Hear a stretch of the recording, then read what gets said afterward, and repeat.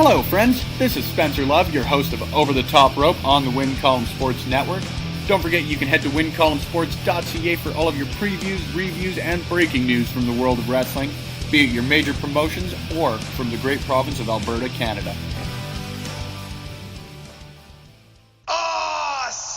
This is your main man RJ from the Ringside Rant, heard only on the Visionaries Wrestling Network. So go over and subscribe across all your major platforms, iTunes, Google Play, SoundCloud, and Stitcher to hear every great interview I have every Monday on the Visionaries Wrestling Network. Go over and follow the show's page on Twitter @_Ringside Rant. Follow the network's page @BizWrestleNet. And, as always, embrace the vision.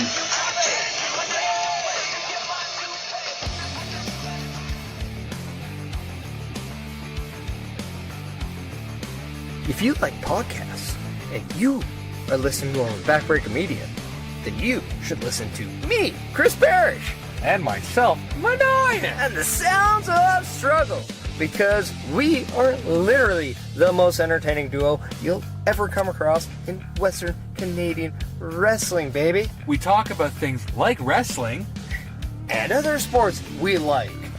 Wrestling, but we won't talk about other sports that we don't like, because it's not that kind of podcast. Like wrestling? I mean, we like hockey. And wrestling. And we like football. And wrestling. And we also like to drink beer. While wrestling. Well, not while wrestling, but while watching wrestling. Yes. Yeah. If you want to get into a conversation with Maniac and Chris Parrish, then you need to tune into the Sounds of Struggle live on Backbreaker Media. Every Thursday. That's when we hope to drop, but sometimes Mike Malowany doesn't do his job right. Or we're too drunk to forget. Yeah, that happens too. Yeah. He can bleep out the swear word, because we weren't supposed to do that. Oh, but I'll try not to swear. I can't do it. Yeah. Let's face it, the two of us, we're real. And spectacular. And we're a little bit of all right. Yeah. We're also strugglicious. That we are. That was kind of the key. Supposed to be a strugglicious. Oh, sorry, I'm drunk. Yeah. So, if you don't want to listen to us, then no, you're stupid, because we're entertaining. And if you want to listen to us, then come listen to us on Backbreaker Media. Yeah. Later, he said. Later, bitches.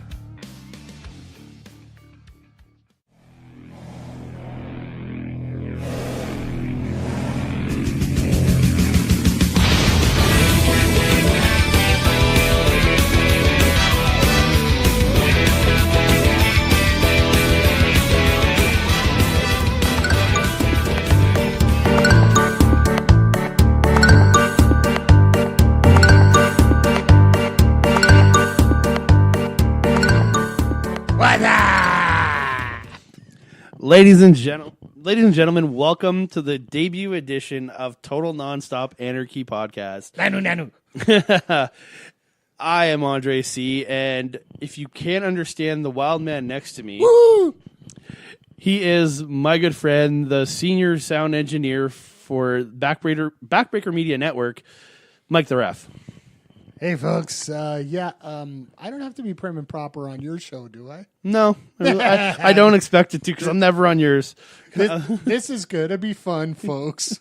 You want to talk about anarchy? I think we're going to have a little bit of anarchy here. Yeah, well, we're entering the asylum that is known as TNA, and this is going to be a real test for everybody that comes on the show, because if you know the history of TNA, it's some quite insane stuff.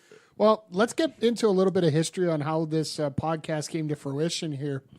There is a local wrestler here in Edmonton that challenged me on how, quote-unquote, low my standards were in terms of appreciating some of the local wrestling in town.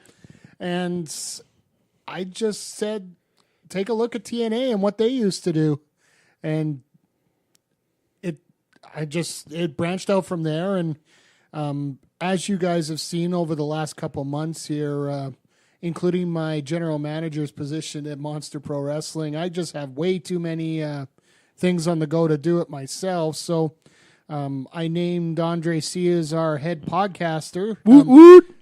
Chris Parrish isn't exactly impressed with that, but He has his own show. He should be happy with his own show. But Andre C is on a mission to go through every single pay-per-view that TNA has provided over Pay-per-view, the pay-per-views and everything that preceded TNA leading up to it.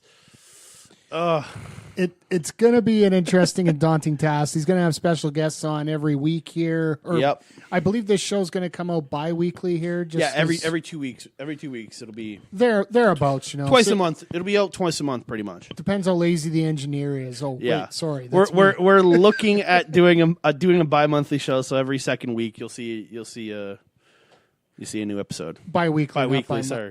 Wow, this is going off the rails in a hurry here, folks. But in order to get into the world that is TNA, NWA, Impact, whatever way you want to call it right now, we got to go right back to the start. And essentially, the reason that this got started with the purchase of WCW by the WWF at the time. Yeah, so back then you had the failings of WCW, and you had Eric Bischoff actually putting together his team, that Fusion Entertainment, and he was putting together. He had the money to buy WCW, but then they were informed that when they bought it, there wouldn't be TV rights to go with it because there wouldn't be airtime, not TV. It wouldn't be airtime because TBS, TNT, they didn't want to be in the wrestling game anymore. So so his investors backed out on him because why would they want to buy a company that you can't produce any wrestling for? So it ended up putting the price for this company in the toilet to, was it $2.5 million? Yes. For all the contracts and everything in it, which is a steal. And Vince McMahon ended up buying this company, or in storyline form, Shane McMahon bought this company. Well, be it here or there, however it got bought, it did get purchased, and out of the ashes of needing a sober second promotion, and I use the word sober lightly here. Yeah, not many of them were.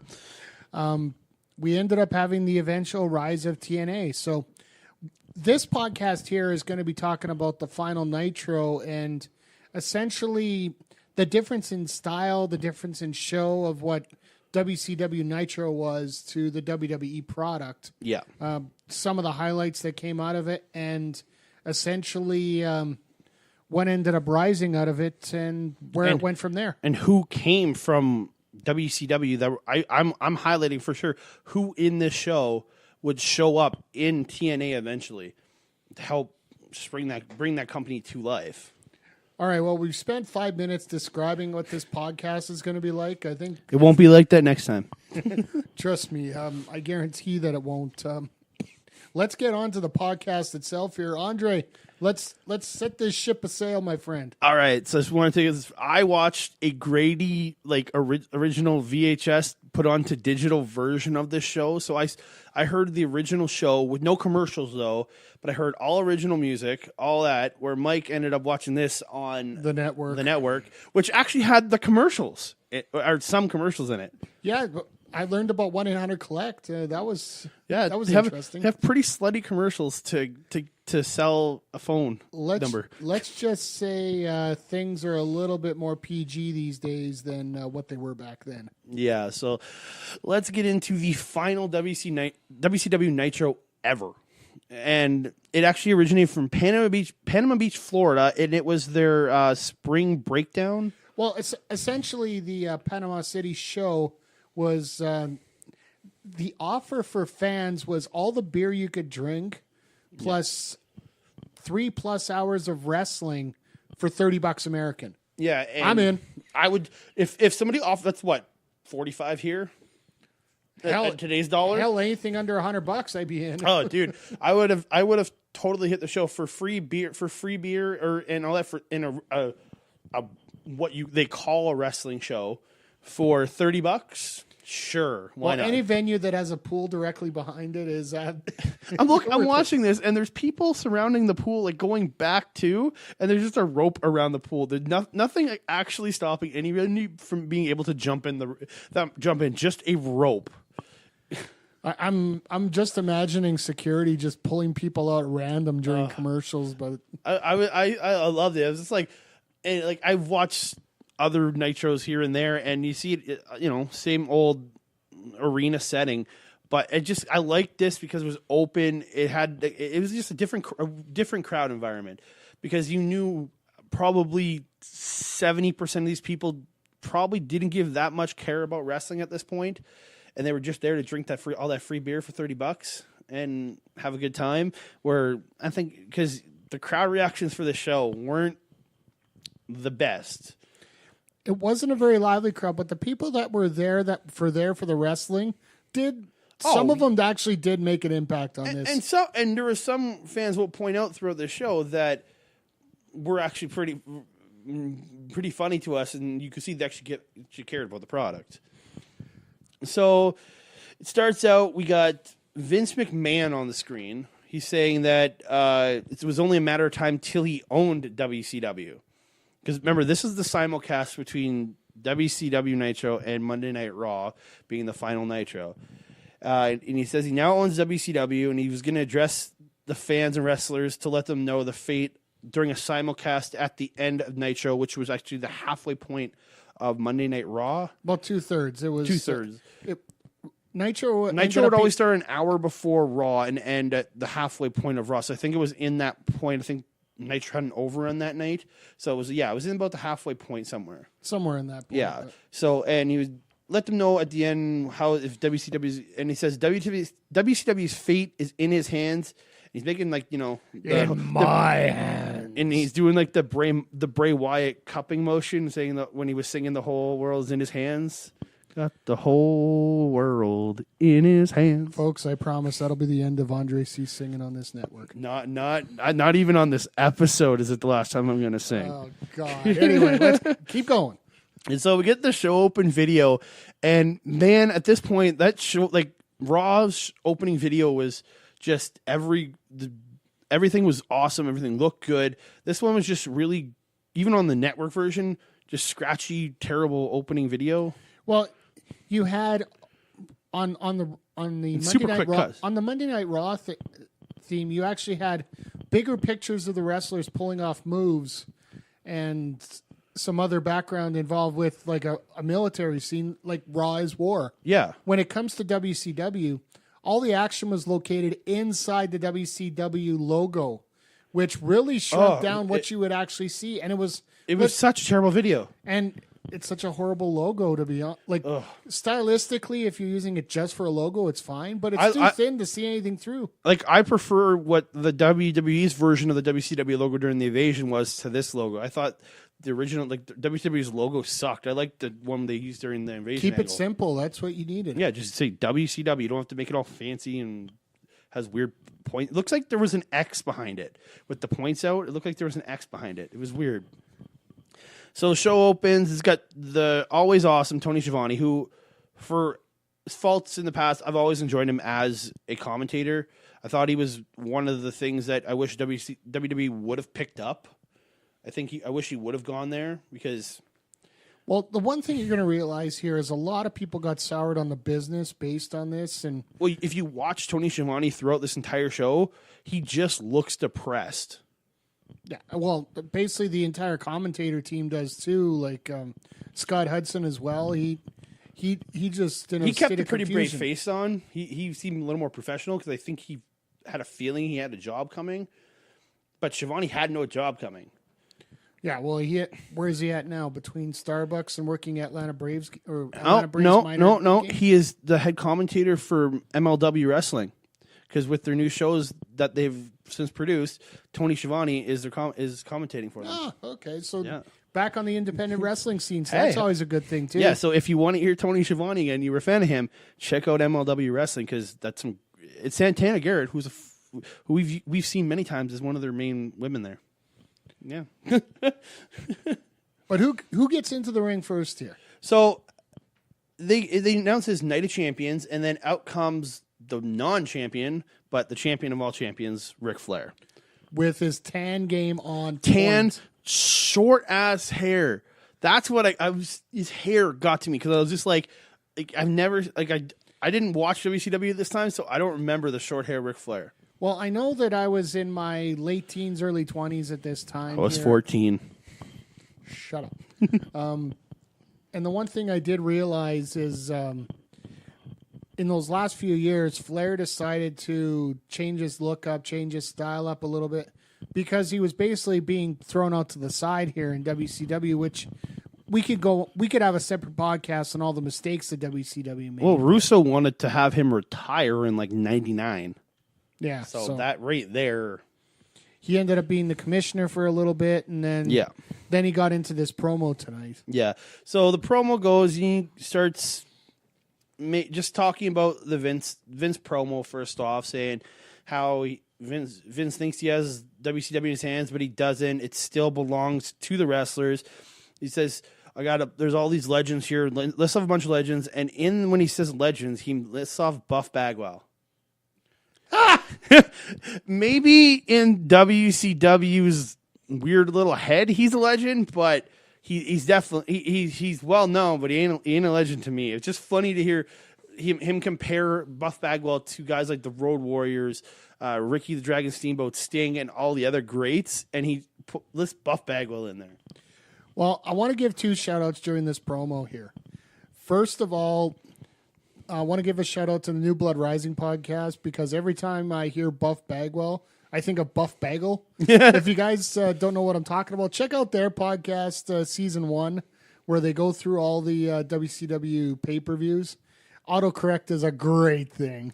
Whenever I hear about Buff Bagwell, I think about hearing that he's now a gigolo, or he was for a while anyways. And the other thing I want to bring up, and it was a great point by Flair, early on in the promo, he mentions that Vincent Kennedy Sr. was one of the men on the board for the NWA who voted for Flair to become his first world championship. Yeah, so you got a guy in Vince McMahon who's not a fan of Ric Flair at this point. I know he'd eventually come in about a year later, and he's saying, your dad loved me. Your dad wanted me to be champion. And to me, that's a shot at Vince, because that's very personal for Vince. Like, it's his father. Absolutely. But the long and the short of it is he knows that this is the last night for WCW, but he wants to end it on the right note. Yeah. The main event for the first show was Ric Flair versus Sting. He wants the main event of the final Nitro. Ric Flair versus Sting. Exactly. Yeah, and this, I have one more thing for the promo. He mentions that he's a 14-time world champion. Now, I didn't look to see the difference between March of 2001 and November of 2001 when he came back. Because after he got sold the WWE shares or whatever. In this promo, he says he's a 14-time world champion, but come November into 2002, he's a 16-time world champion. Where did he win those 2 world championships? That's what I want to know.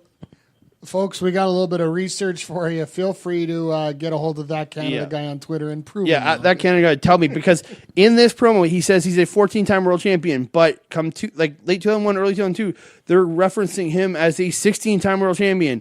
Where did he get? Did he win 2 world titles in that 6 months he wasn't wrestling or wasn't on main TV?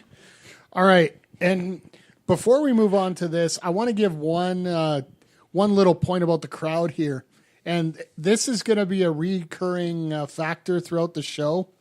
Whiteboard guy. Whiteboard guy. People normally bring signs to shows. This guy brings a freaking whiteboard and a marker. Yep. So in this match, he has WWE sucks written on it. Or sorry, during this promo. WWF sucks. WWF sucks, sorry. But the problem is he can't get the spelling right. Oh my God. He's so bad. Of course, it's the SUX that's, Degeneration X. It was funny. He's saying WWF sucks, but he's using the DX version of sucks. And the one last thing I have to say about this promo, Ric Flair, on this show, he has TNA wrestler number 1 because Ric Flair's stint in TNA from 2010 to 2012. He is the first future TNA alumni, or whatever you call him. I cannot on this show. I can't wait for you guys to see AJ Styles as Mini Flair. But anyway, that's a while away. Let's move on here. All right, from there we go to on the network version, the Slim Jim commercial, with Randy Savage in a mental institution. Which, if you're in WCW, is probably more apropos than most. Yeah, very much so. So then we come back, and the first match of the night is for the WCW World Heavyweight Championship, and what we were told earlier, the WCW US Heavyweight Championship. Well, originally we were told this is a unification bout, but where was the graphic for the US title? But like Shivani mentions, like halfway through the match, that it's the unification bout. But there was no indication. It was only indication that it was the unification bout was just before the break. Yeah, that's the other thing about this show, folks. The promos for the upcoming matches. Basically, you had your match, quick cut off, and move straight into the commercial, and then right there was no holding on it. Like I think Booker T got about 15 seconds of celebrating with his titles before they cut away from him. And no replay, so you can imagine how many people there was a were in replay. I'll tell you. I'll point that out when we get to it. Keep going. So we get in this match, and to me, I thought it was odd they put it first. But when you know your main event's going to be Sting versus Flair, you kind of want to separate your major title from that, in my opinion. Yeah, absolutely. Yeah. So from there, also I didn't realize that he had the same theme in WCW that he did in WWE because I didn't watch a lot of WCW when I was a kid. The theme is slightly tweaked, but I think not a lot that you would notice. But folks, mostly the same song. There's just a little Jim Johnson extras added in. Don't hate the player, hate the game. I love that. I still wish Booker T would use that. Well, to me it was a reference to hating Triple H. Well, that too. That's what I thought. Anybody that wants to get a patent on a fire hydrant sound, you might have to talk to Scott Steiner about that. Yeah, or a fire truck alarm sound. Oh my God! But that's classic Scott Steiner is a siren. Well, this match for me it consisted of a lot of Irish whips to the corner. Like they were in the corner probably for 45% of this match was something in the corner and then a move out of the corner. When he says a lot of this match, folks, there isn't a lot of this match to deal with. A lot of this match is 5 minutes and 8 seconds in total. Okay, so I have probably almost a page of notes. I'm not going to go... I went through and pretty much went move for move with this thing. I'm not going to bore you with all that because once you watch this, it's... Oh. But it took me, I think, about 12 minutes to watch this match through the first time to take my notes, and it's a 5 minute, 8 second match. So imagine what this whole show was to me. But like, there's like Booker T, there was like his axe kick. What was the name of it? The Ghetto Blaster. He called it the Ghetto Blaster, but they couldn't do that in WWF because you had Bad News Brown who had the identical move, but that was just a Inseguri kick. Yeah, so you got the Ghetto Blaster, and in the WWE, it became his finishing move. Like it was, the bookend kind of became his secondary move. Where in WCW, the bookend, which is the Rock Bottom, was his finisher here. So he hit and then Scott Steiner, for everything he's become now, you watch him these days. I can't stand to watch that guy in the ring. In 2001, he could still go in the wrestling ring. The one point that scared the hell out of me in this matchup is when he had that lead pipe on the outside with Booker T perched in the corner. I swear if Booker T wasn't on the ball there, Steiner wouldn't have stopped, and that would have been just one bloody mess. It wasn't even like a work swing where you're going to swing, but you know you can stop in time. He just full out just swings it at Booker, and he hits the post and just lets the bar go, and it bounces off. Folks, this is going to be the night of no cells, but we're going to get into that later on here. Like, just the continuous nature of this match is move, hit the ground, get back up, and hit your own move. It's like there's not this isn't even the worst culprit for this match. They at least told a little bit. Booker did, anyways. But a lot of it is, but the finish came with Scott Steiner like Booker T wanted to go for his bookend. Scott Steiner reversed it, sets up for a power bomb. As he gets him up, Booker just kind of rotates back out, and then gets the bookend, and 1, 2, 3. Booker T is a dual champion. Is the new world champion and the Still the U.S. champion. Yeah, so, and that's, again, 5 minutes, 8 seconds, ladies and gentlemen. And just picture what happened, a mere 6 months later? Yeah. With the unification tournament that took an entire pay-per-view? Yeah. Or half And a your world pay-per-view? title goes in 5 minutes here. It's kind of crazy. But I do have to highlight one thing with Scott Steiner. At this point, he was at a beautiful Northern Lights suplex. Oh, yes, the single... His wrestling was still on point at this point in his career. Yeah, it didn't get away from him until basically he was left to his own measures. in 2003. WWE. Yeah. With Triple H, probably the most boring main event I've ever seen. Oh, it wasn't the main event. Main events. Because we're just coming up on Royal Rumble season here as we're recording this. Oh, that Royal Rumble match. 2003. But Scott Steiner did eventually end up in TNA, correct? Yes, Scott Steiner came to TNA. So he's TNA wrestler number 2 on the show, 2006, and he's been with them consistently on and off since then.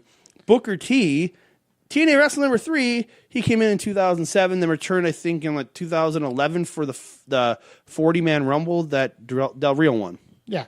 Yeah, him and Nash both left for that. Booker T ended up flipping between both. Eventually joined the Main Event Mafia with Kurt Angle and Scott Steiner and Sting. And Sting, who we'll talk about later on here. Yeah. But Steiner's done some terrible, terrible wrestling in TNA. Well, he's done some terrible stuff. He's done some good stuff. Best promos ever had. I think he brought some of the best promos out of Bubba Ray.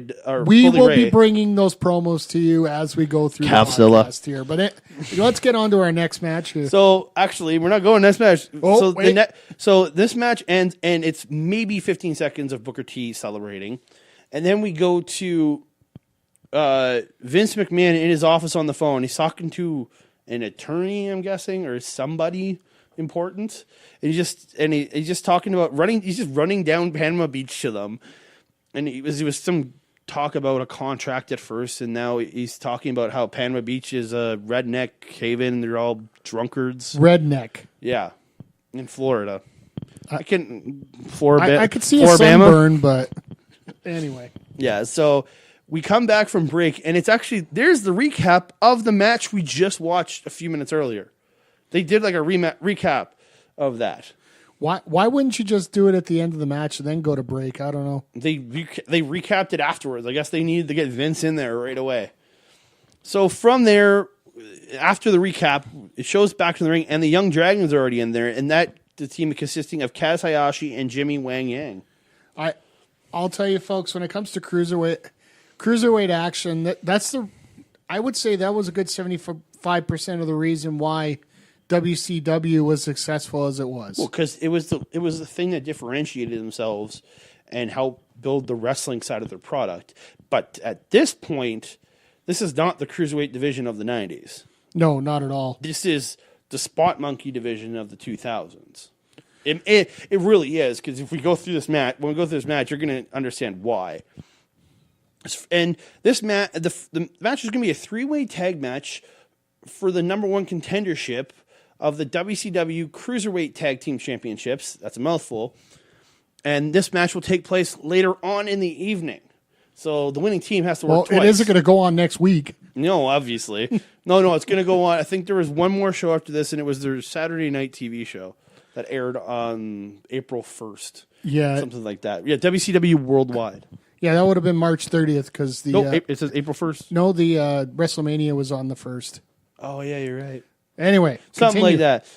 So they're taking on the team of 3 Count, which is really 2 Count at this point, because their band leader had left the group in Shane Helms, and it's the team of Shannon Moore and Evan Courageous. So W Network version versus the version I watched, music's different, because the version I watched was an original copy and had the 3 Count song, which was actually pretty catchy, and the network version had weird pop song that made no sense for the entrance.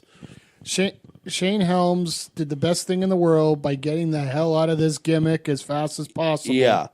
And they are also taking on the other team. But unfortunately, on the network version, the music's the same between Shane Helms and which is just crazy. and 3 count. But So, and then Anyway. they're also taking on the team of the Filthy Animals, Billy Kidman and Rey Mysterio Jr., who has horns. yeah, it is so weird watching Rey Mysterio without a mask on there. And just he had little horns on his head, which is the weirdest thing to me. He just had little horns. He's a little devil. What can we say? Yeah. So, okay, so it's 3 men start in the ring. So it's like all 3 men of the team are going to be.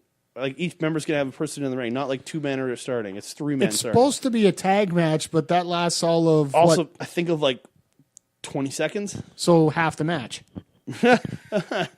So it essentially starts with Billy, Shannon, and Kaz, and then so Shannon attacks Billy and misses, then hits Kaz, and it just goes back and forth. This match is kind of insane. Like, with the amount that go, this I just got to say this before the Spot, end. no sell. Spot, no sell. Spot, no Yeah. sell. That's all it was. Yeah, so I just one point, it's everything happens, and then Kaz kicks Shannon in the back of the head, and then Evan Courageous comes in and does this wheelbarrow X Factor, and then Jimmy Yang comes in, or Evan Courageous gets up, starts dancing, right? You know, it's 3 count dancing. Fucking damn. Yang comes in, and Evan Courageous goes for another wheelbarrow X Factor, but he's caught in the wheelbarrow position in this beautiful wheelbarrow suplex. Oh, that was probably the best move of the match, if you ask me. And then Yang gets up and starts dancing. Like he's imitating Evan. So Rey Mysterio, the last man standing at that point, hops up onto the top rope and hits a top rope drop kick, sending Yang out of the ring.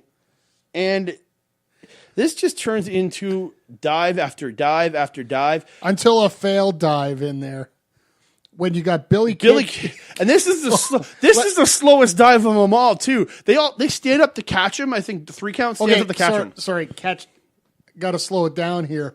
Billy Kidman gets the opportunity to get up to the top rope. Takes an hour. It Felt like it was compared to everybody else. He was really slow getting up there, but then he goes for his shooting star press, and nobody catches him on the floor, and he just goes splat. He lands directly in between 3 count or them or Jung Dragons, one of the 2 teams, and just goes right in between them, just smack right to the floor. And it's funny because Shivani and Hudson comment that it looked like a glancing blow, but it looked like it might have been enough. I'm like, no, you downright missed. Oh, it was terrible. Just, and then you go back in, just every cruiserweight move you can imagine, just flying move after drop kick after everything. Like, they're trying to get the pace up after that last match of Irish whips here, but to me, at least that match felt like a match because there was some selling. This was a video hit, game. move, run, hit, move, run, hit, move, run. This was a video game. Yeah, this was essentially how you play WWE games. Simple as that. WCW backstage assault for all. Yeah. So Evan actually pulls off a beautiful looking 450 in this match. I always impress when guys do 450s shooting star presses because the difficulty of those moves is if you don't rotate completely, you can really hurt yourself or your opponent, depending on how you land. You can both of yourselves. The thing is, if a guy can't, like, look at Brock Lesnar with that shooting star press at WrestleMania 19, he barely got around just enough not to break his neck. So you got to respect the guys that can hit these moves regularly and do them without hurting themselves. Yeah, and talk about somebody almost crashing and burning, the finish of this match. So it ended up Shannon whips Mysterio to one side of the ring. He does his like 619 move just through the ropes, like kind of to nobody. Comes back in, backdrops Shannon to the outside. They fight a bit, and Ray pulls Shannon through the ropes, kind of like what Randy Orton does to set up for his DDT. Actually, it's more like what Del Rio does to set up his stomp off the rope. Yeah, kind of. But he flips him over, so Shannon's kind of laying there on his back, kind of hung through the ropes. And Ray goes to the outside, to the corner, goes up to the top, gets ready to dive, but almost falls backwards to the outside. He was going for a springboard leg drop, which was the finish of this match. But it looked like if he didn't control himself, the ropes were really loose for him. Mm-hmm. So he almost took a biff where if he would have extended, he would have had to do a moonsault to the outside to save himself. Yeah. So he hits the springboard leg drop, gets 1, 2, 3, and the Filthy Animals are the number one contenders for the tag title, for the cruiserweight tag titles. And the funny part is, at this point, it looked like Shannon Moore's whole body was outside the ring when they made the cover. And like I'm watching Rey Mysterio pulling his arm, pulling his leg, just so it's not under the ring. Yeah, his head is like 3 inches from being under that bottom rope. But how long was that match, Andre? That match went 3 minutes and 37 seconds. So we've talked about it. And we didn't even go through all of it. We talked about it 3 times as long as what the actual match was. Yeah, it's WCW Cruiserweight Action in the year 2000. It's like 1996 was Dean Malenko and Psychosis and Eddie Guerrero. Those guys, Chris Jericho, killing it in that division, yes, we had high-flying great action, but it told a story. Now, moves for moves' sake. Now, a lot of these... Or not now, but 2000. But a lot of these guys did end up moving on to... a lot of them ended up in the WWE, but a couple did end up in TNA, I do believe. TNA wrestler number 4, Shannon Moore, 2005-2006, and a second stint from 2010 to 2014 where he was with Jeff Hardy, then former wrestler we know pretty well, Jesse Neal. Yeah, part of Inc. Inc. And then also TNA wrestler number 5, Jimmy Wang Yang, who you will hear me talk about in a few episodes. He was on the first episode of the NWA TNA weekly pay-per-views. So yeah, that should be rather interesting. I was impressed with all 6 of these wrestlers and what they can do. Yep. But the thing you got to realize when it comes to cruiserweights, it become a lot more of a crash and burn overall concept when it comes to cruiserweight matches rather than the stories that they were telling with these high-flying moves like they were doing in earlier years. Yeah, this is more about getting your stuff in and going the heck home in 3.5 minutes. Yeah, pretty much. But we had 10 seconds and we're heading to a commercial again. I honestly, the pin happened. I think it was you saw Mysterio and Billy Kidman stand up and then it cut. I think it was like 4 seconds after the pin. Yeah, something was going on with the timing on this. I think they were also trying to line up for the segments that were broadcasting out of Columbus or wherever the heck Raw was coming from. I think they also had to worry about that, so when they had to cut a little faster for that. But WCW was known for cutting really quickly after matches. That's what they did. So from there we go to another Vince McMahon promo or segment, and he's in his office talking on the phone, and then Trish comes in. At this point, 2001 Trish, pretty much eye candy at that point. Hadn't really learned to wrestle at this point. Was, I think, the manager for TNA. Is ironic. The other TNA, Justin Albert. So she comes in with champagne to celebrate with Vince that he bought WCW, and he throws the glass away, puts the champagne bottle down, and says, "I know how we celebrate," and starts making out with Trish. Insinuating he's going to have sex. Great job if you can get it. Insinuating he's going to have sex with her. And then the funny part is as they're laying, he gets on top of her to make it with her. The champagne bottle pops, and then you see white stuff all over the ground. It was a very easy insinuation of what we all think. God bless 2001. Yeah. So from there, we come back, and it's time for the WCW Cruiserweight Championship match. But first, I end up doing a recap from Greed, where actually Shane Helms won. Well, this ended up being about a 6-month feud between these guys, going back and forth for that title. And the funny thing was, if you watch this, Shane in this match, which was like what a day or two before, I think it was a day before or a week before.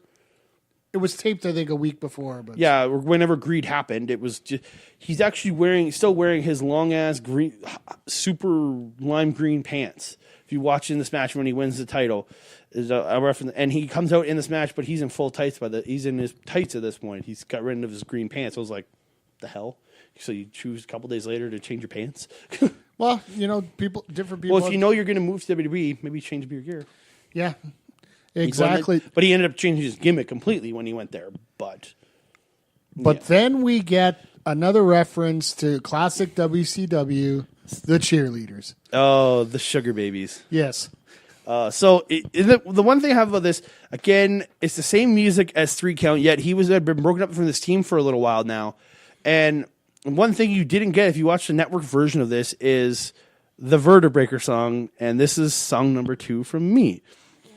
His song goes, Vertebraker, will break your spine, Vertebraker, does the trick every time, Vertebraker, will slap your face, Vertebraker, something all over the place. I can't remember the last line. But I love that song. It was catchy for me because it worked to him. Folks, that didn't sound any better live. Trust me. It was classic. I should get a recording contract out of this. But we go here. It's Sugar Shane Helms versus Chavo Guerrero. And which on paper right now, if we're looking at this should be a classic matchup that could take 20 minutes and a great story involved. In WCW... in WWE later on, they would have 10 minutes on a pay-per-view or something and do have really good matches. But this match was 4 minutes and 38 seconds. Oh, so a long match. Oh, dude, these guys get a minute more than the match for them. So, and only for 2 guys. Like, what are they going to do with all that time? That's my question. My God. So, a lot, like, there's... These 2 actually, for me, I think this is probably the match I enjoyed most on this show because you got 2 really good quality workers in this match who did sell in this match. There was some selling. But there's one thing in this match that really bothered me. So, Chavo Guerrero Irish whips Shane to the ropes, and then Shane holds on. So, Guerrero ends up clotheslining him over top the ropes to the outside. So what does Guerrero do? Goes under the bottom rope, picks up Shane, throws him back in the ring. It is the weirdest, and then he comes back in the ring after. Why did you clothesline him to the outside? You did nothing on the outside. Why? It confuses me to no end. This is where the Cruiserweight division ended up looking a lot like a video game. It looks like you hit a bad move, so you got to go reset it back inside. I don't know if it was a mistake or if Shane wasn't supposed to go out. I don't know, but it made no sense why they would do a clothesline to the outside when you're just going to throw him, not even do a move to the outside. He just slides under the bottom and throws him back in. It perplexes me to no end. The one thing that disturbed me about this match, well, there was 2 things. The one inside the ring, the finish. That Vertebraker. Dangerous. That move, I am so glad that nobody uses it anymore. Before we get there, I got to make one call. Shane Helms, his neckbreaker move that he does is, I don't know, it's picture perfect. Oh, Shane Helms is one of the smoothest workers you could see in wrestling and he over did the last 30 years. And in this match, he did the tiebreaker 2.0. Ty Dillinger's current finisher, his second version of his tiebreaker. Essentially the F5 into a knee in the face. Yeah, he did that in this match. And then he just hit it. Chavo Guerrero stood up, and then he hit a neck breaker after it. But there's so many things you watch in this, and you go, and like a lot of those moves that you're seeing now, and you're going like, oh, wow, that guy came up with a really cool move. But it's like, you see it happen 15, 20 years before. It's kind of weird. Yeah. But I haven't seen that tiebreaker move since then up till now. So shout out to Dillinger for doing his homework. Yeah, and again, a lot of back and forth. And again, this match had a lot of Irish whips to the corner. They some reason they love Irish whips to the corner. It seems to be a very popular thing for matches here. Not in the Cruiserweight tag match, but at least in this one. I found it happened a lot. And so the finish comes. You have Shane Helms misses the sugar smack. Chavo goes for a move, gets him into an inverted DDT position, and kind of stands there for a few seconds, and then adjusts and then just lets Shane come back up. It was really... It looks like he just tried to power himself up, but there was no resistance there. And then he hits the sugar smack, which is a super kick. And then he goes for the vertebreaker, and either Shalani or Hudson yells, "Nobody has gotten out of this. Nobody can get out of this move." And he gets him up, and then Chavo rolls out of the move. And he goes, "Oh, well, somebody got out of the move." It was just the stupidest line by a commentator when he was... Obviously, the commentator doesn't know, but I thought it was funny that he would that came up. Nobody's gotten out of this move, and then Chavo just rolls out with ease. It's almost as bad as for people that know the network know that I am in charge of commentary for MPW and CWC, and one of the things that annoys me a lot is when somebody mentions there's going to be a title change in the middle of a cover, and then no. Yeah, that's a Vince McMahonism. That's the thing. It's a Vince McMahonism. Well, it happens a lot, and it's similar to what's happening here. Nobody's going to get out of this move. So instantly. Well, boom, he says nobody has ever gotten out of the move, which could have been true to this point because this move was only introduced in the few months before this. But if you're going to say something like that, hype it up a little bit more during the match instead of just at that point. And then when he comes out of the move later on, it's a little more dramatic. So Chavo goes, gets him, and going to hit a suplex. Shane reverses it, gets behind him, picks him up, and hits a vertebreaker, which I don't understand why any wrestler would let themselves be hit with that move. It's the amount of trust that they had in Shane Helms to do that move. But I will say this. Taking that move is about as intelligent as a shout-out back to my friend Whiteboard Boy just before this match. He's at ringside. The camera catches him trying to write. Now, he's trying to write on a whiteboard backwards and upside down. Yeah. So this looks like something that a doctor would write in Latin. Yeah. With a few symbols on top, and I think he should have just started trying to draw stars and whatnot all over it just for the hell of it. All right. So this match also gets us TNA Wrestler number 6 and 7 in Shane Helms, who actually was just recently with Impact Wrestling, TNA, whatever you want to call it now, Global Force Wrestling, whatever you want to call it, from 2015 to 2017. And then you got Chavo Guerrero, who is there from 2012 2013, a big run with Hernandez there, too. Oh, yes. The original LAX. That was... No, that's the second version of LAX. Third version, and then there's the version we got now. But either way, LAX, yeah. Yeah, so, again, Shane Helms wins, and they cut away to the promo for the next match, which is previewing Team Canada, Lance Storm and Mike Awesome versus Chuck Palumbo and Sean O'Hare for the WCW Tag Team Championships. Mike Awesome is not Canadian. He's known as the Canadian Killer, though. Yeah. But he's not Canadian. You know what? We'll take anybody. I don't want to take Mike Awesome. I just thought that was funny. And if you actually look at the Team Canada stable throughout, Lance Storm is the only Canadian to every part of that stable. They had Major Guns, not Canadian. The American, Hacksaw Jim Duggan, the man who has carried an American flag for most of his career, he was part of that team. Mike Awesome, and I think there's somebody else, but Lance Storm, I'm pretty sure, was the only Canadian to every part of Team Canada. And that's why they gave Lance Storm all the titles. The Saskatchewan hardcore title. Yep. Well, anybody that lives in Saskatchewan knows it's hardcore to live there. But yeah, the Canadian Championship, which was a replacement for the U.S. title. Oh, I love that run when he had all those belts. And the 100-kilo title instead of the cruiserweight 100 kilo, title. yeah, instead of cruiserweights, yeah.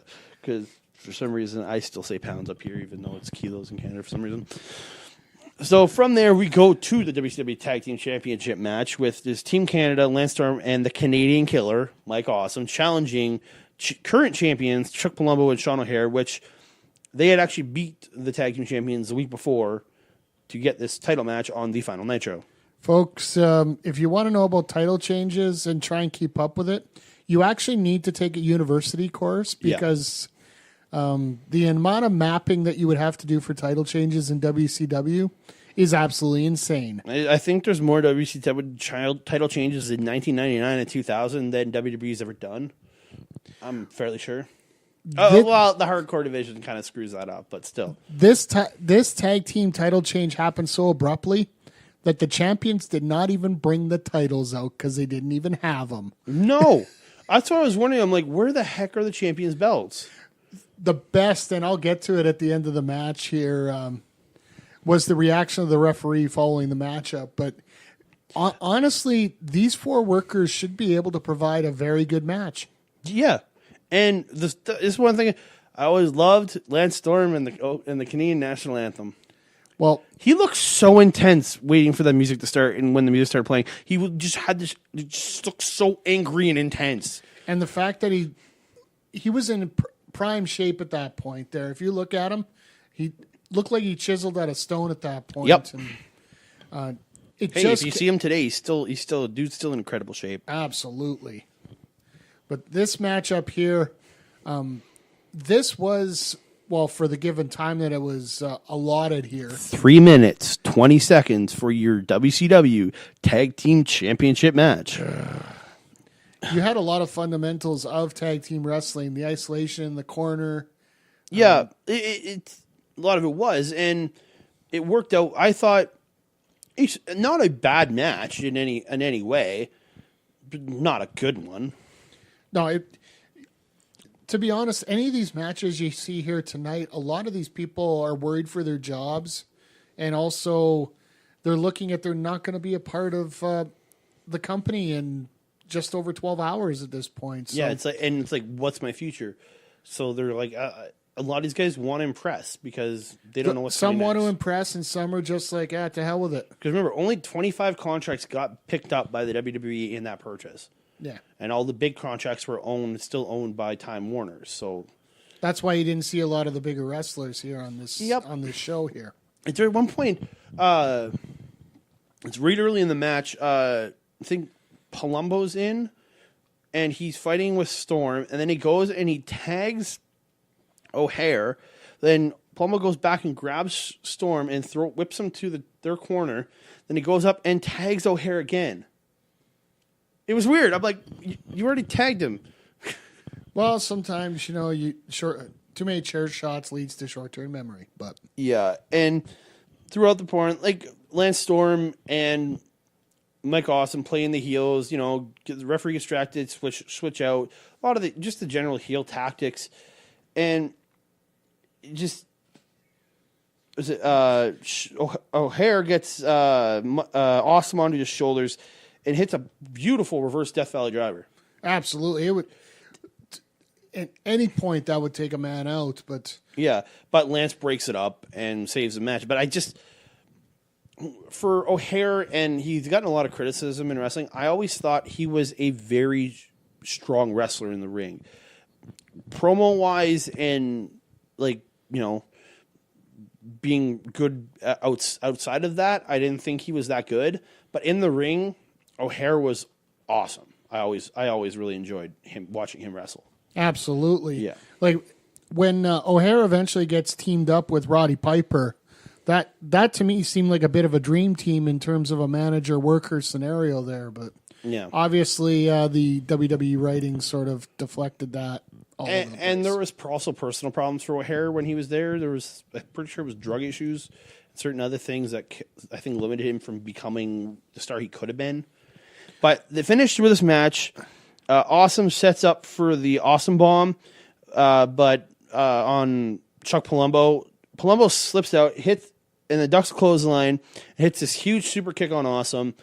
And then Sean O'Hare comes in, does his Swanton Bomb, which he stole from Jeff Hardy, the Swanton Bomb, in my opinion. Because I always that's the one thing that bugged me. I'm like, why did you steal Jeff's move? because he does it better. No, Jeff does that Swanton way better, in my opinion. In my opinion, I think Sean O'Hare had one of the best Swanton bombs that you would see in a very Matter long of time. opinion, right? Yeah, it's all over the place. I always was like, why did you steal his move?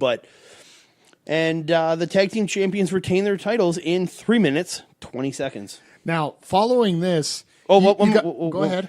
Mike Awesome is wrestler number 8 to enter TNA because he was in TNA in 2003 for 2 months. I was just going to talk about at the immediate end of the match. You see that the champions raise their arms in victory and celebration. In the background, you got Mickey J looking at everybody at ringside, the referee, looking for these belts to give to the champions. And they're nowhere to be found. And all the cameramen are pointing at the other side, and the cameramen on the other side are pointing back to the side that he And was so on. all you see is them cut the feed fast. Right away. When Mickey J's looking around, so they're like, cut the feed, because there's no titles for them to celebrate with, so it's like, get off of them as fast as possible. Yeah, so you had Mike Awesome, who ended up going to TNA eventually, and then For 2 months. for 2 months.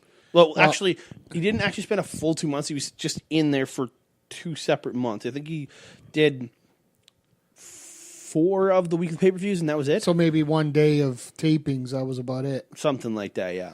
But then the other 3 did make their mark in WWE before. Oh, yeah. Wasn't Sean O'Hare on one of those WWA shows coming up? Possibly. I've only watched the first one full through so far, so it's very possible he was in one between Folks, 2002 or 2003. Folks, if you don't know what WWA is, You will learn. You're in for a treat here. So WWA is the precursor to TNA.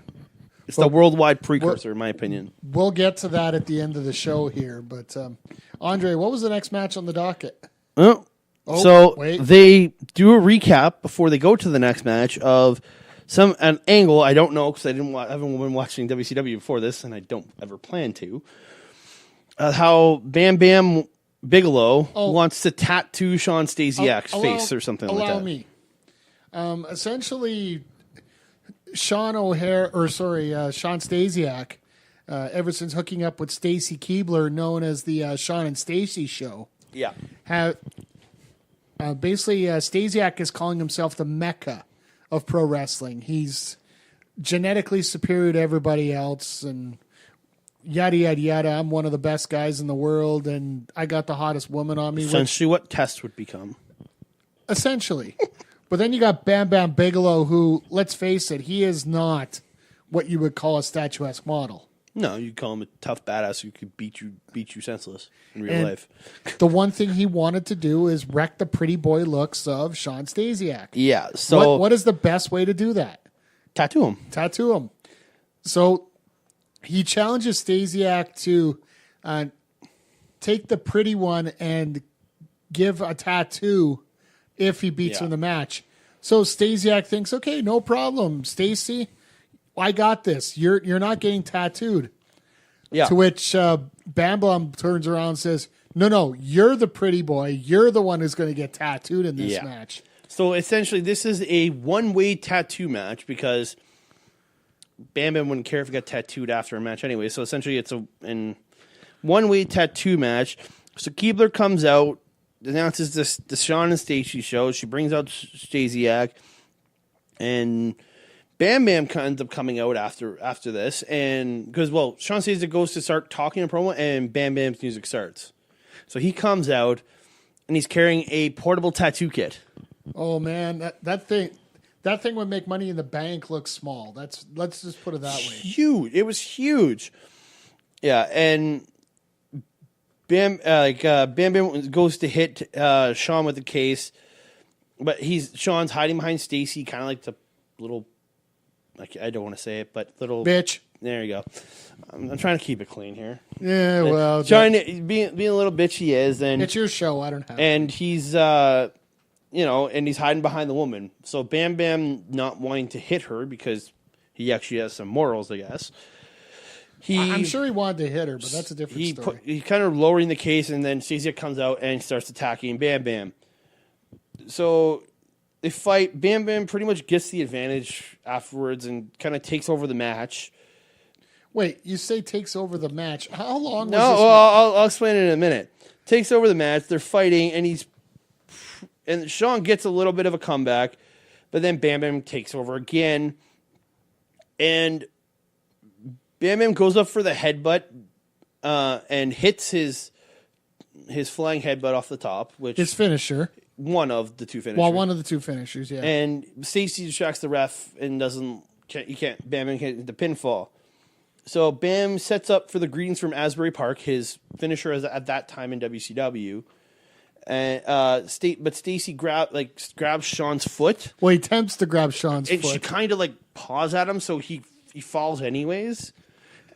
And then Sean hits kind of a sloppy looking neck breaker, in my opinion. Well, that was his finisher at the time. One of his two finishers. Wasn't great, and it's over. Like the neck breaker just didn't seem like it should finish this match, yet it did. This whole match seems like it shouldn't have finished this match. And have you ever heard of a storyline that should just be forgotten? That's what this match one of was. them, yes. This is like one of those. You're having a night of champions here. Sorry, folks, I'm going on a rant. Night here. of Champions. You're and having you a have night of this? champions and you're having a tattoo match in the middle of it. Yeah. Like, you know what? Some storylines just need to die. It's true. And this match, we talked longer than the total time of this match of 1 minute and 24 seconds. This match deserved 15 seconds of talking time. Seriously. Ugh. Just so bad. So bad. And at the whole time, I got to give a shout out once again to Whiteboard Guy. Yeah. During this match, they pan out to him, and he's got an NWO for life sign. The hell's that got to do with anything in this match? Why would you want to write anything to do with that match? It sucked. The best thing they did was cut the commercial on this one. Yeah. So, and then they do a backstage segment again with Vince McMahon. And this time it's him and Regal. And the entire promo is them talking about the WrestleMania baseball jersey. And William Regal saying, "What are you sure you want to buy WCW? That place is garbage." He runs down his former company. Yeah, and in the next match, you're going to see Shivani and Hudson run down Steven Regal. Yeah. During the match, just to give him a few shots of that. Yeah. So from there, we actually go to a DDP pre-tape where he actually quotes the Grateful Dead and says, "What a long, strange trip it's been." But he says he loved every second of it and wouldn't change a minute of it. I would change a bunch of minutes of my time in WCW if I was DDP. The most underutilized talent in WCW. And again, would be in 2002 in WWE, in 2001, 2002 in WWE too. The stalker, folks. The stalker. Let me finish. He wouldn't change a minute of it, and thanks all the fans, and talks about the dedication they've all had to him and all the dedication he'll have to them, and says it's time to take his career to another level. So I'm pretty sure he means taking it down into the toilet, because the stalker angle, getting beat by Sarah Undertaker, then having the motivational gimmick and teaming with Christian.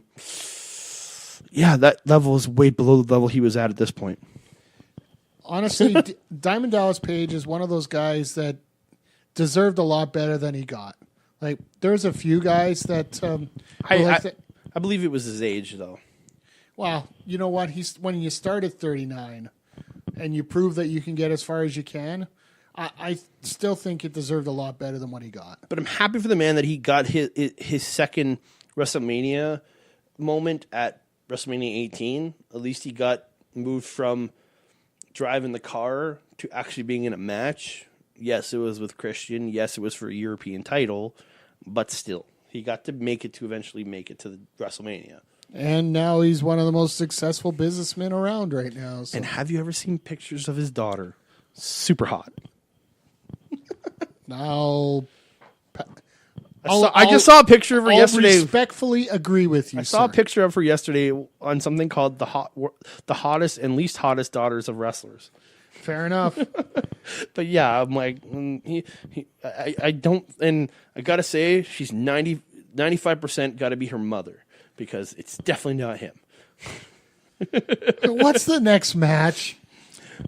Not even there. So they go to a video from there showing a bunch of legends and main eventers in WCW, just highlights of all former world champions, of course. Yeah.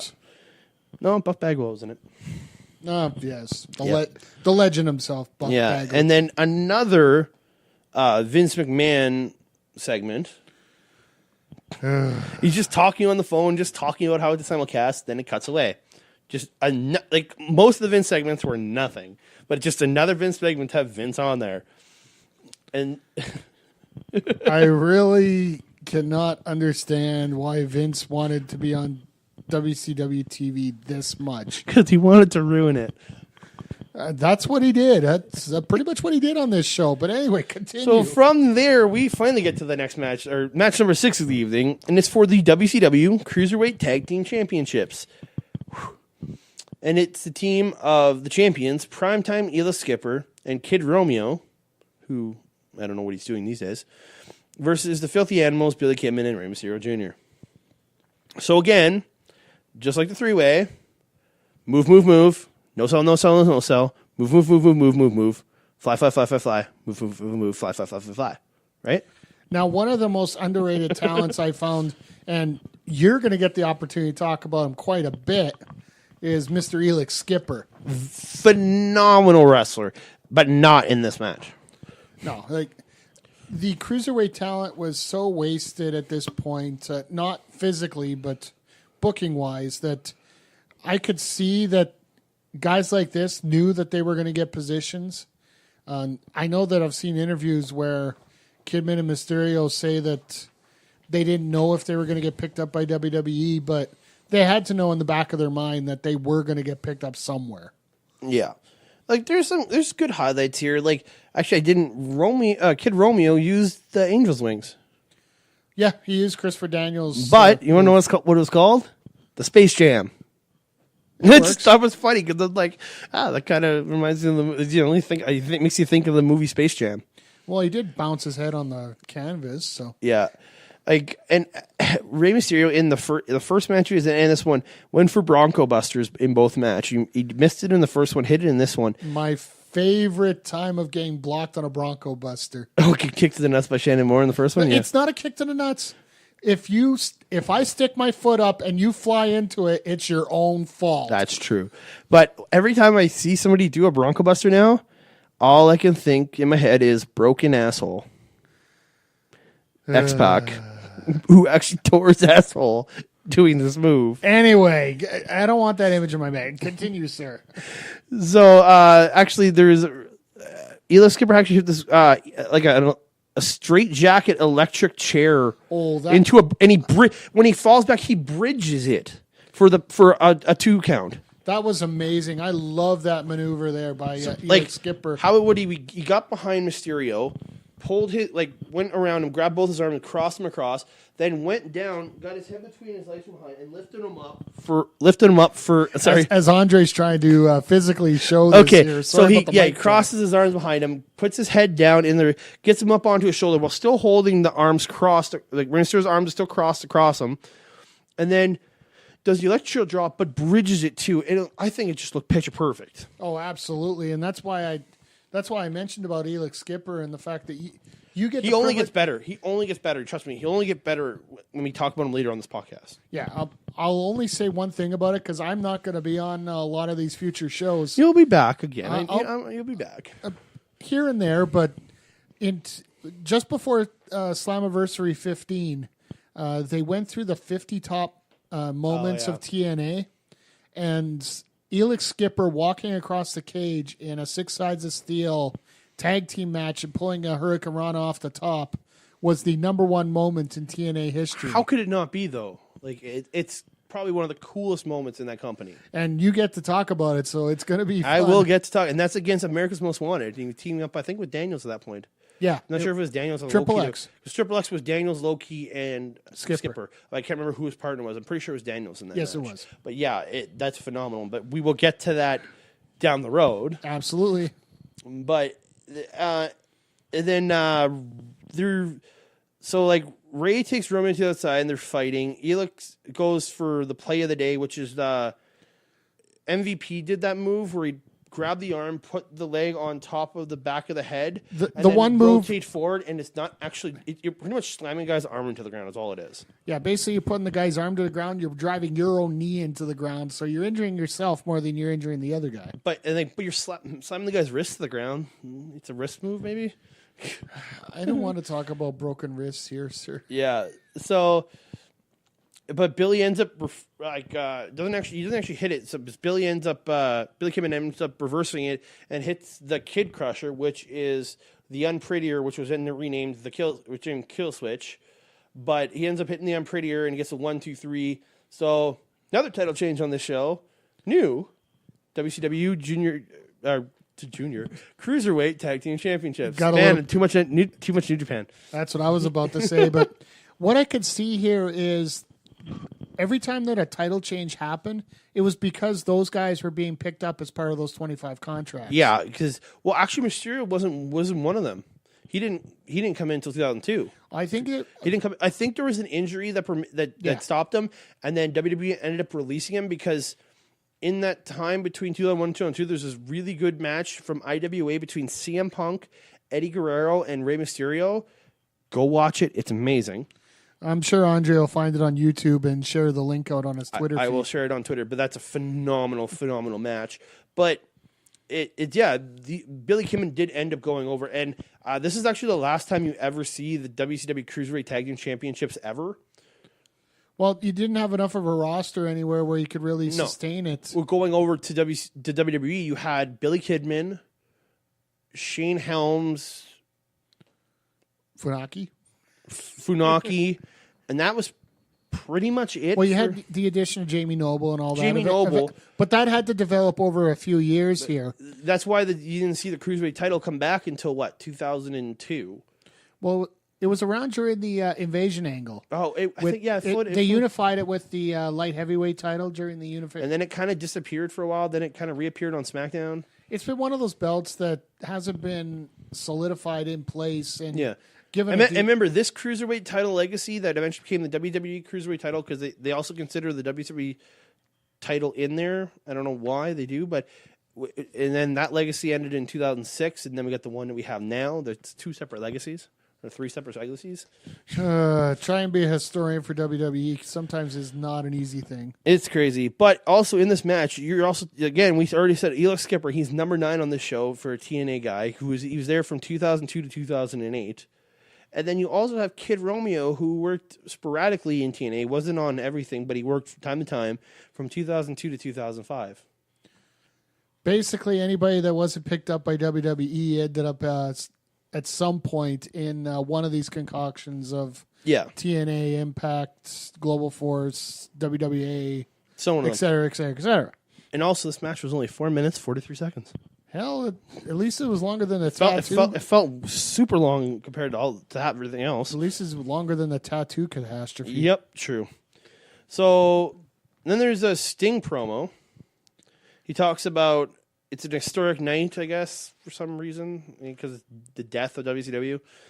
And just talks about his match. Says, as for the future, he wants to make sure everybody knows that what's for sure is that nothing's for sure, and goes, it's showtime.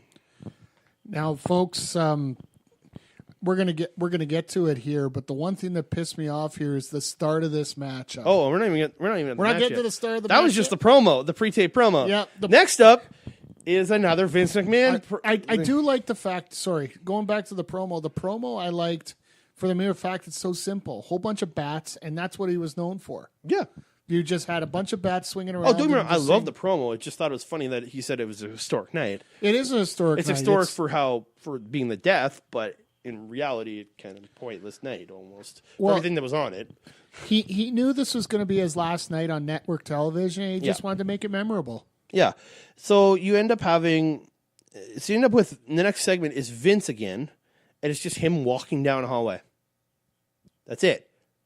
So then we cut back, and we get Ric Flair's music. Out comes Ric Flair, the tomato, because the man that is the tomato, because he turns red super fast in everything he does. Just the promo, he was tomato by the end. Throughout this match, his face got super red as always, because he's a tomato. And then Sting comes out again.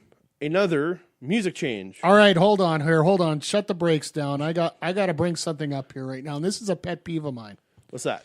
For people that have listened to Backbreaker Media and even before the previous concoction of Edmonton Sports Podcast Network, back when I was doing my live show known as the Blown Calls Show on Blog Talk Radio, which was actually a 90-minute call-in show on internet radio, one of the first on internet radio in terms of wrestling and CFL coverage. My intro was because of Sting. I had Seek and Destroy by Metallica as the main come-in song to my show. That's what I was wanting to point out. Sting had one of the best entrances music around, being that it was a rip-off. Wasn't the actual Seek and Destroy? It was close enough. It was Jimmy Hart's rewrite to it, obviously, because Jimmy Hart rewrote a lot of the music. I owned WCW Mayhem the album. It was the legit Seek and Destroy on there. But I loved it. Seek and Destroy was great, but W Network was just a generic rock track.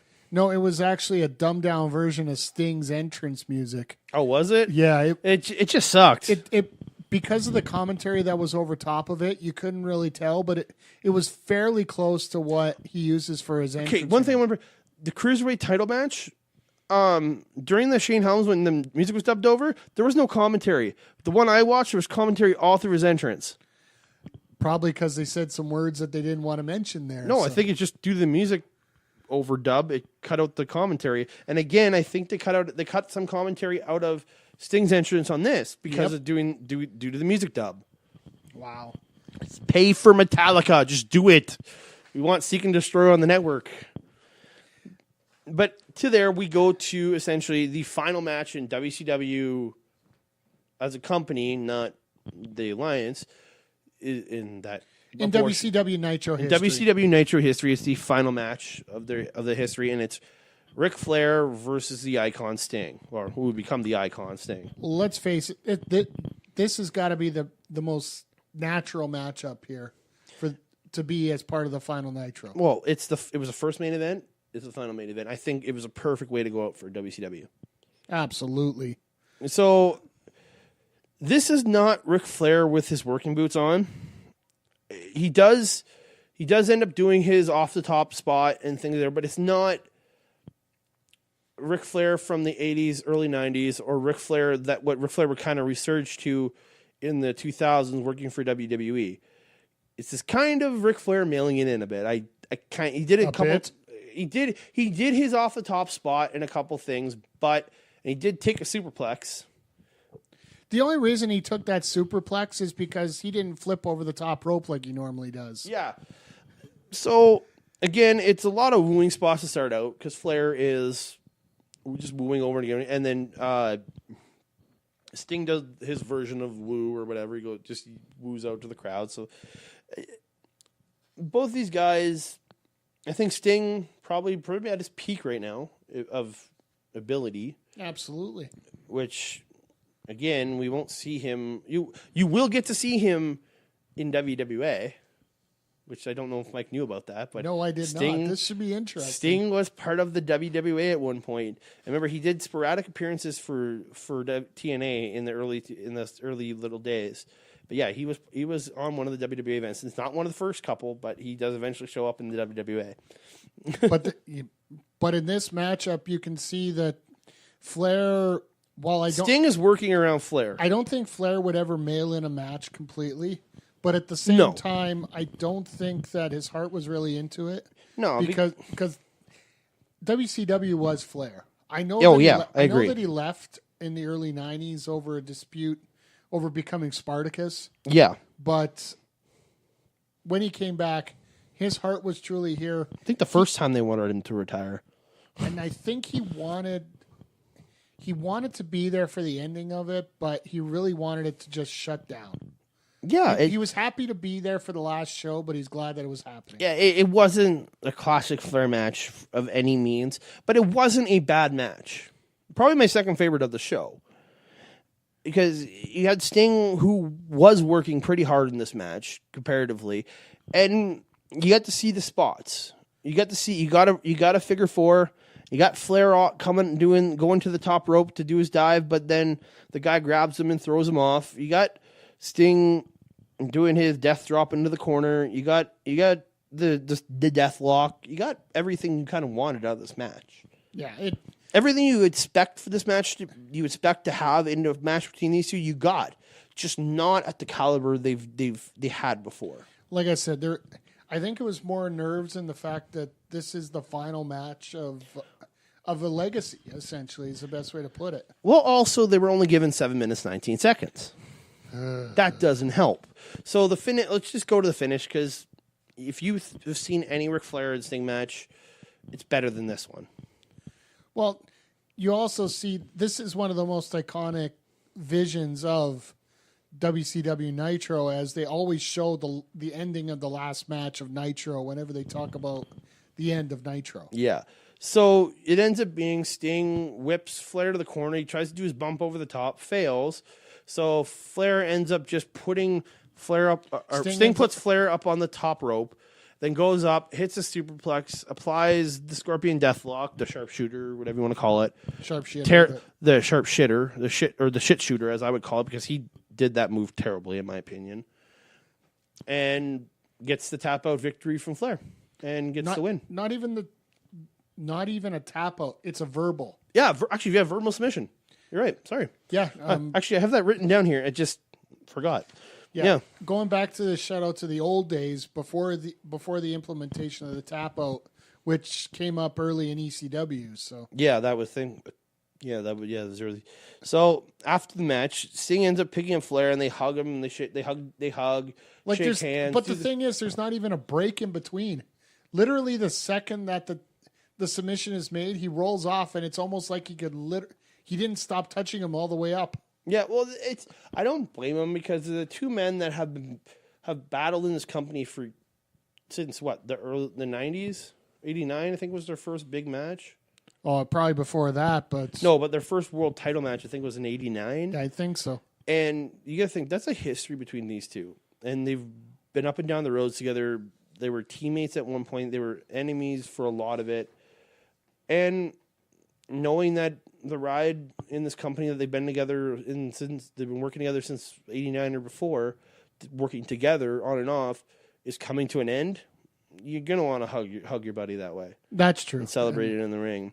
And then Tony does the whole, we love WCW, we'll miss it all, blah, blah, blah, bull crap. And the WCW part of the broadcast is over. Yeah, essentially, from there you go. We're not going to get into it here that much, folks. We'll talk about it, but we're not going to go into full detail. Essentially, you've seen the segment. If you are a fan of wrestling, you got the segment where Vince is in Cleveland, Ohio, talking about how he owns WCW, and all of a sudden Shane McMahon shows up on Nitro and announces that he has signed the contract personally. Which legally wouldn't be possible, because legally, on a contract, once a contract is made up by two lawyers, and once the contract is there, where you sign isn't just say name or date on an actual contract that would be. It would actually have the person's name in print underneath where you would sign. So legally, Shane McMahon signing his name there. If this was real, I know it's all kayfabe. You know what? Realistically, in kayfabe, he could have got the lawyers to switch it up and print out a new contract. Don't get me wrong; it's very possible, but again, when you want to change something on a contract with somebody, all lawyers have to be part of it, and it in reality that makes no sense. But it kicked off probably one of the worst angles in WWE history, in my opinion. The poorest planned one. I think it's the worst planned and worst executed storyline in history. Like we could go eons about how they could have rebooked this invasion angle and made it better, but wait until mid to late 2002. Then you have Hogan, you have Nash, you have Hall, you have Flair. You're going to have Goldberg, you're going to have Steiner. Do it then, but Vince just wanted to get it out of the way.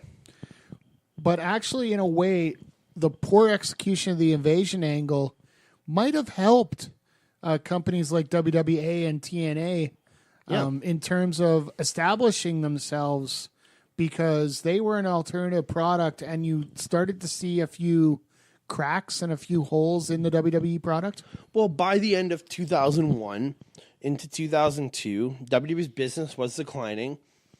You saw that competition made them better. And by taking away the competition, WWE essentially turned themselves into a monopoly in the business and had nobody to compete with, so they just kind of did whatever they wanted. So if you don't have competition, you don't strive to be better. Now, I'm not saying TNA was ever competition, but at least it gave the fans an alternative to the one and only product. Now, as Andre mentioned earlier, there was that one one edition of WCW Worldwide that was pre-taped before this. But again, just then- a bunch of pre-tape matches. And then as well, you had the WCW title match between Scott Steiner and Buff Bagwell, which originally was supposed to be, or sorry, not Scott Steiner, Booker T, Booker T, yeah. and Buff Bagwell, which originally was scheduled to be Booker T versus Lance Storm. And Really? that change in a booking decision, I would have much preferred I think if it was Booker T versus Lance Storm, I don't think the crowd would have shit on it as bad. and I think that we possibly could have had a Thursday Night Nitro instead, because that was what the original plan was. Yeah, originally they were going to take SmackDown and just turn it into Nitro and then run a counter programming, kind of create the new war. Well, yeah, have essentially the war that we have today. Yeah. Except it would have been Nitro versus Raw instead of SmackDown versus Raw. Imagine that they had done it and just called it Thunder. Oh my! That would have been funny. So, your overall thoughts on the final WCW Nitro, Andre? Well, mine, it was enjoyable, but it wasn't a strong wrestling show. My highlights of this show are the main event, Ric Flair and Sting, because it was a good match. It wasn't anything to call home about. It was a good match, and the WCW Cruiserweight Championship. I've always been a huge fan of Shane Helms, always will be. And I think he's one of the most underrated talents in pro wrestling history. He never truly got a chance to shine and be higher than he ever became, like Hurricane and being Gregory Helms or whatever. But it's not a bad show, just not a great show. Yeah, and for me, there was two things that stood out here. First of all, this was a mail-it-in show for a lot of the wrestlers who knew they were not going to be picked up by WWF at the time. You had some matches there, like guys like Bam Bam Bigelow, they knew they weren't going to get picked up. And Sean Stasiak. Well, Sean Stasiak eventually did get picked up. He did, didn't he? Well, he was meat. Remember that? Yeah, and certain guys just, I don't know if they really wanted to be there. Everybody put on a decent performance. Like they didn't turn it into an episode of Botchamania. No, But- they're all professionals. They're not going to go out there and just crap the bed. But at the same time, it wasn't one of those over the top, let's send this out with a bang kind of show. Well, that's what the two cruiserweight tag team championships was over the top, but didn't get a bang because it was too much. Yeah, and it was a typical WCW booking style, especially for like their pay-per-views, because if you go back and watch a lot of the WCW pay-per-views, they had 16 matches in a 3-hour span. So Was it two? Yeah, in you would have a 16... one of the pay-per-views, I think it was the February pay-per-view in 2001, had like 12, 13 matches on it. Well, they had a 16-man tournament that they did in 3 hours, Yeah. which... Plus other matches on top of it all. yeah, absolutely. But the other point I want to make up is something we didn't get a chance to discuss on here, and what I feel is one of the biggest turning points in the creation of NWA TNA. This occurred during the Raw part of the simulcast. Yeah, it didn't appear on Nitro. It was a segment in the back with Vince. You know how much I'm loving these today. I do want to give a shout out to the subtlety of Trish Stratus in one of these scenes, because there is one segment where, I don't know if you mentioned it, there was one where Vince is talking and celebrating, and Michael Cole comes out to try and give I skipped that one. Yeah, I apologize. tries to give an interview with Vince. Asking what's going to happen and all that stuff, yeah. And Vince is politely trying to say, go away, bugger off, whatever. Trying to get laid. And you actually see Trish, instead of wearing her skirt, she's just got a little blanket covering herself up. So the little subtleties work quite a bit here. Oh, they do. But there was nothing subtle about this one segment I'm about to talk about here. You had Vince McMahon in the back, and he's looking at a setup similar to what they had a lot in WCW, with the Raw feed in one TV and the Nitro feed in the other. Okay, the one thing about this is this wasn't actually the Nitro feed that was on this. This actually... Because he never appeared on Nitro. Because but he did show up in the video promo for the World Champions that I mentioned. True. Now that's the thing Vince saw, and the person we're talking about, folks. No, dude, is Jeff Jarrett. What's on the screen is a Jeff Jarrett promo or match that's going on that screen, which didn't actually happen on the final Nitro as we just saw, as I just went through. Oh, this actually was just footage from another episode of Nitro that Vince McMahon had them put on that screen so that he could say just because let me. The promo comes up. What do we have here? Oh, it looks like we got JEFFARRETT, Jeff Jarrett. Yeah. You know what he looks like? Double G, double O, double N, double E. Gone. Goonie. Yeah, okay, Andre. He's Goonie. So, for people that didn't know, Vince and Jarrett had a very poor falling out with each other, 1999. dealing with the Intercontinental Championship and Vince wanting him to drop the title and Jarrett claiming to ask for a huge sum of money for a one-night appearance. Well, they hadn't taken the Intercontinental title off him, and his contract ended on a Saturday, and they needed him to come in and drop the title on the Sunday to China in that Good Housekeeping match. But he said he would only do it, and he got paid, I think, reportedly $250,000 to work the one night. Something between $250,000 and $375,000, somewhere in there. Somewhere, either the number way, I've always heard is $250,000 to wrestle one match because he had their title. Either way, they didn't want to have another Alundra Blaze incident, so That's what it is, yeah. Vince paid it, but ever since then, he blackballed Jeff Jarrett in the worst ways possible. Yeah, you would never after you screw a guy in that sense. Why would you want to work with him again? Yeah, I don't blame Vince for that at all.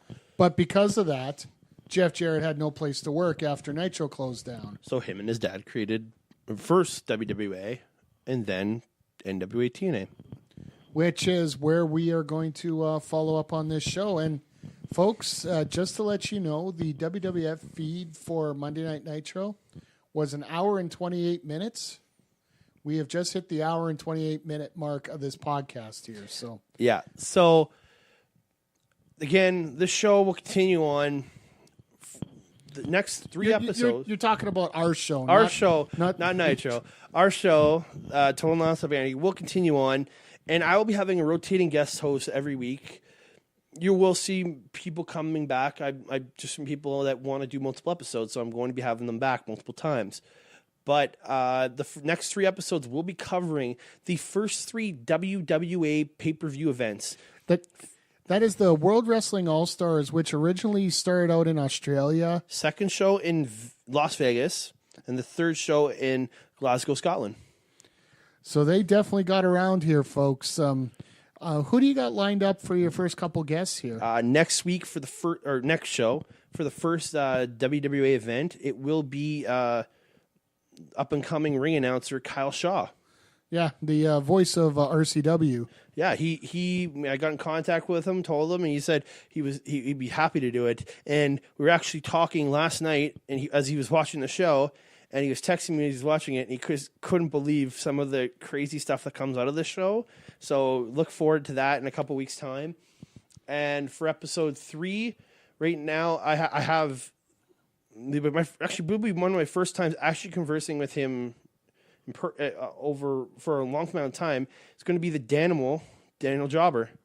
Yeah, he's really wanting to get involved here, and I can't wait to see. I'm bringing him back to the network. What you guys have coming up from Las Vegas, Nevada, with that WWE essentially pay-per-view. Yes, the first one is just stupidly nuts, and then gets crazier from there. Yeah. So yeah. And the final, there is 5 of the WWE pay-per-views, but they don't take place until after TNA is already established. So we'll be getting into TNA after the first 3, and we'll pick up and watch those WWE events when they come up in the run of TNA. Yeah, it's definitely going to be an interesting episode here, or upcoming episodes. Andre, if people want to get a hold of you so they can join you on this little journey here, how can they get a hold of you? Well, you can get a hold of me personally at That Canada Guy on Twitter. Send me a message if you have any information. I'm going to be setting up. I haven't set an email up just quite yet. I'll be giving it out within the next show or so. In the meantime, if you want to get a hold of Andre, you can get a hold of us at the generic Backbreaker Media email at backbreakermedia@gmail.com. I will for now get send that it there. sent out. For now, if you want to send any feedback on any of these shows, I am more than willing to get it. And if you send me some feedback, I will read your feedback out on air after we review the show. We'll put some feedback out there about if you want to watch it. If you want to watch the WWE. For everything crazy about it, it's an amazing show. I'm more if they want their comments released. But trust me, it's an amazing show to watch. So don't forget, please join us next time here in the Asylum. I do know that you're going to be posting the YouTube links for some of these shows, I do believe. I'll be tweeting out YouTube links, links to Spotify that we are now part of. Well, I meant more about the shows that you're going to be watching. Oh, for the shows, I will send out on my Twitter, and Mike will get it out on the Backbreaker Media Twitter, which is Backbreaker Media. Because we're Canada A, and Canada we don't need the A. And we'll be releasing both the YouTube videos. And you can watch all the WWE events on YouTube. I will be sending out the links. You guys can watch them, so please check them out. The stuff is hilarious. So we will be getting that out to you. And please join us next time right here in the Asylum, because it's this total nonstop anarchy. And folks, sorry, I know Andre tried to cut it out there, but just want to remind all of you to check out the Backbreaker Media Video on Demand page.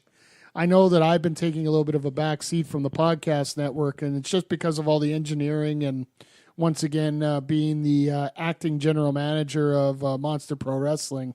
There's been a lot of work I've had to put in there. So check out backbreakervod.pivotshare.com. Enter the code ANARCHY, and that will get you not only a 2-week free trial, but for the first 3 months, we will give you 50% off the subscription rate. Other than that, you can get a hold of me on Twitter at Mike the Ref. My Instagram is Mike the Ref EDM. You can get a hold of me on the network here at backbreakermedia@gmail.com, facebook.com/backbreakermedia, youtube.com/backbreakermedia. We do have a few things on there, but thanks to their monetization rules, I'm with the struggle when we say fuck YouTube, but that's a different story altogether. It's good so we can watch WWE at least.